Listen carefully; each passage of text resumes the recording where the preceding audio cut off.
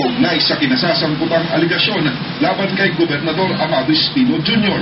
Ayon kay Mendoza, marapat na bigyang pagkakataon ng gobernador para patunayang hindi ito sangkot sa weteng sa lalawigan ng Pangasinan. So I think in the spirit of fair play and fairness and justice, pag may accusation, somebody has to stand up. So let us give time para sa gold din. Sana din daw ay hindi lang ito matapos sa investigasyon sa isang tao, kundi sa lahat ng nasasangkot ng tuluyan na itong masawata. Sana tutuhanan na rin ito na talagang mawawala na ito. Tagal na yan, parang pa ni Archbishop Cruz. Nananawagan naman ang simbahan na patuloy na makiisa ang sambayanan sa kanilang patuloy na kampanya kontra iligal na sugal. John Hermono, Patrol ng Pilipino. At para sa update ng balitang yan, live na nagpapatrol si Nika Tumines. Nika?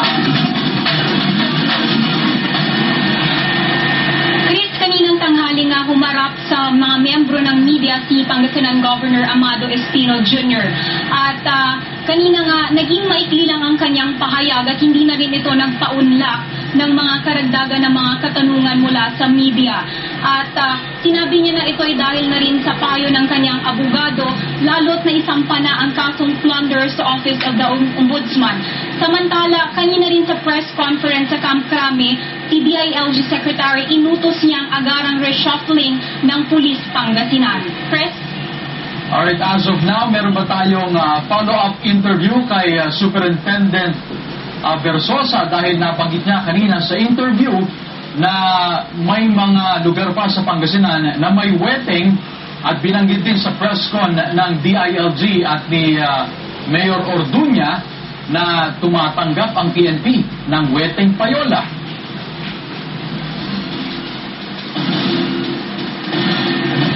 Yes, Chris, kasama nga kanina sa press conference dito sa may Lingayen, partikular na sa may PDRMC Coordinating Center, si Police Senior Superintendent Versosa. At naitanong nga ang sitwasyon ng weteng dito sa Pangasinan. Ayon nga kay PD Versosa ay nasa 96% na ng paglilinis ng weteng dito sa Pangasinan. Ibig sabihin, 4% pa ng mga bayan dito ay merong mga operasyon ng weteng, pero hindi niya binanggit partikular na kung ano yung mga bayan na ito. Sinabi lang niya na nasa boundary ng Pangasinan Tarlac at Pangasinan La Union. Hindi niya pinangalanan ng mga bayan na ito.